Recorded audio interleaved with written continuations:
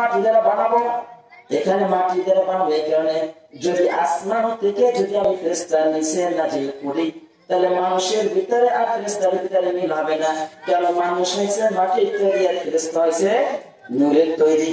তাহলে নূর মাটির দরদ বুঝবে না, আর মাটিও নূরের দরদ বুঝবে না, এটা নয়। কিন্তু নূর মাটির দরদ বুঝতে কষ্ট হয়ে যাবে। কিন্তু মানুষ যে ফেরেশতাদের যে কি এটা কারিগর্য, সেটা মানুষ কিন্তু বুঝে ফেলছে, বোঝার চেষ্টাও করে।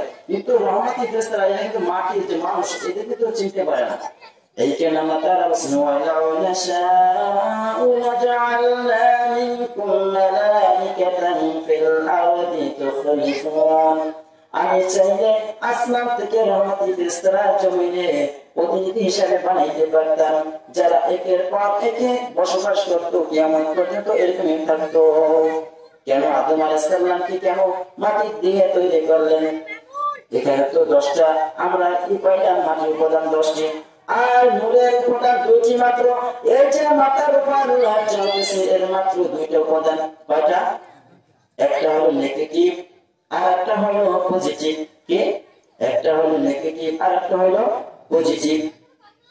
এর মাত্র 2টা। 2 বেশি না 10 বেশি? 10 বেশি। তাহলে এখানে আল্লাহ তাআলা মাটি দিয়া আগুনকে বানাইলেন। আল্লাহ তাআলা তারপরে বলেন, ওয়া'আল্লামা আদামাল আসমাআ কুল্লাহা সুম্মা আরাদাহুম আলাল মালাইকাতি ফাকালা আনবিউনি বিআসমাই হাউলাই ইন কুনতুম সাদিকিন।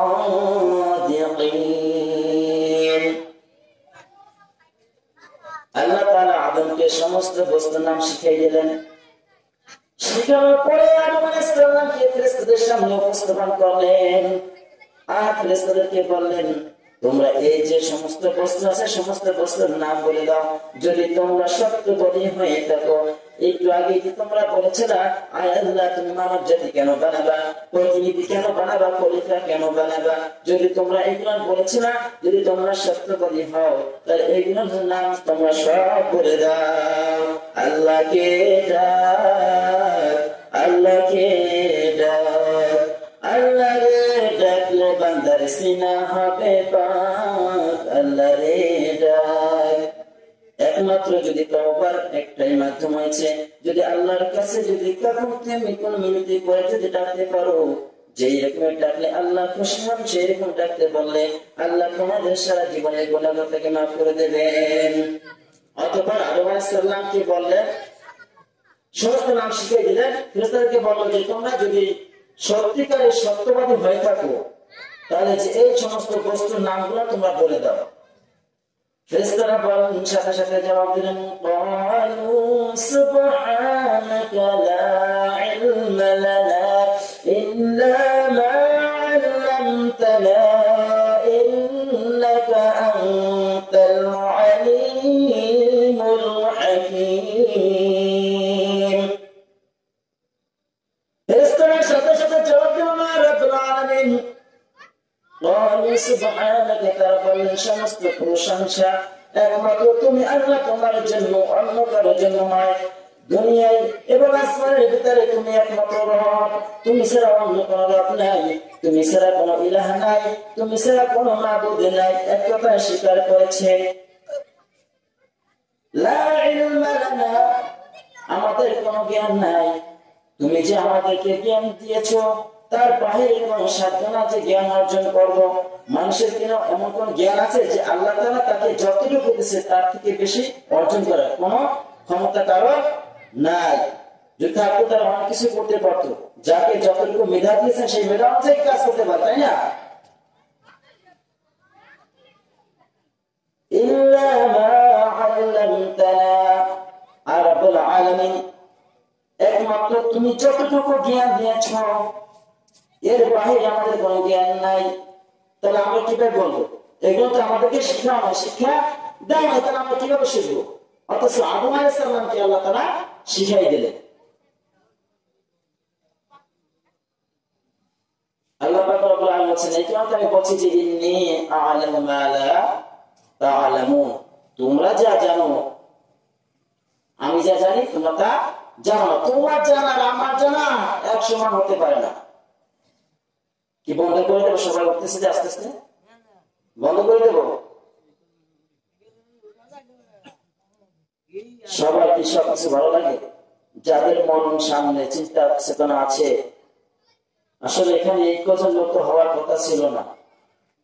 আমরা তো আসলে আল্লাহকে চিনতে পারলাম না। আল্লাহ তাআলা মাইকের আওয়াজ যত দূরে যায়, সমস্ত দিনদার মুসলমান যত পুরুষ আছে যাদের বয়স হয়ে গেছে, আমলনামা জারি হয়ে গেছে, আল্লাহ তাআলা সবাইকে তাফসীরুল কুরআনুল মাহফিলে বসার মতন আসার মতন তৌফিক দান করুন। জোরে বলুন আমিন। জোরে বলুন আমিন। আসবে ইনশাআল্লাহ, আসবে। যদি একটু খাওয়ান থাকতো তাহলে আসতো। ওই যে একটা ঘটনা না বললেই না হয়। এক বছর মাহফিল গেছে, যাই দেখে শীতের রাত, বসে থাকে কি লাভ? তাবারক তো কি পাকাচ্ছে, বাসায় গিয়ে ঘুমায়। যখন তাবারক দিবে তখন চলে আসবো। যখন বলে ভলান্টিয়ার ভাইরা খানা দিন, তখন ধরে আসবো। বিবিকে যাই বলে অযথা মাহফিলের প্যানেলে বসে আর কষ্ট করে লাভ নাই। খাতার ভিতরে ঢুকলাম, খাতা গরম করে যখন খাওয়া ডাক দিস। তো একদিন আল্লাহ লোক আসলো, আসা দেখেছে শ্রোতা কম, মাহফিল করে কাকে শোনাবে? নিজে শুনবে? সাথে সাথে ডাক দিয়া বললেন, একটু মাথা জ্ঞান কাটাইলেন, বলছে শ্রোতা নাই, কাকে শোনাবো? শ্রোতা তোর প্রয়োজন। তখন একটু পাশে দিয়ে তাকাই দেখেছে খানা পাকাচ্ছে। মাইকে স্টেজে উঠে বসেন ভলান্টিয়ার ভাইয়েরা, ডান পাশ থেকে খানা দেওয়া শুরু করেন। ওদিক থেকে ময়নার মা ডাকছে, মানার বা এখন ওঠো না, খাওয়া তো শেষ। উঠে দিছে দৌড়, বাদ দিয়ে একটা নিয়ে দেশের দৌড়। আয়সা কি মাহফিলে উপস্থিত। তাহলে এরকম খাওয়ানো তো আছে কোনো নাই, যেমন আসবে কিসের জন্য? খাওয়ান থাকলে আসবে। আমরা তো মানুষ, মারামারির পিছনে জামাতে আগেও থাকি, খাওয়ার আগে মারামারির পিছনে। যেখানে মারামারি আছে সেখানে আমরা নাই, যেখানে খাওয়ান আছে সেখানে আমরা আছি। আল্লাহ রাব্বুল আলামিন ফেরেশতাদেরকে বললেন, তোমরা নামগুলো বলে দাও। আমার নামগুলো জানা নাই, আমরা বলতে পারলাম না। আল্লাহ তাআলার কাছে নত স্বীকার করলো, কিন্তু আল্লাহ তাআলা কোনো অস্বীকার করলো না। এরা আসলে আল্লাহ তাআলার গুণগান গাইতেছে। তারপর কেন বললো? এমন এমন ফেরেশতা আছে যারা সারাদিন তাদেরকে সৃষ্টি করার পর থেকে কিয়ামত পর্যন্ত সিজদা অবস্থা থাকবে। এমন এমন ফেরেশতা আছে সবসময় আল্লাহ তাআলার তাসবিহ জিকির নিয়ে ব্যস্ত আছে। আর কোন কোন ফেরেশতা আছে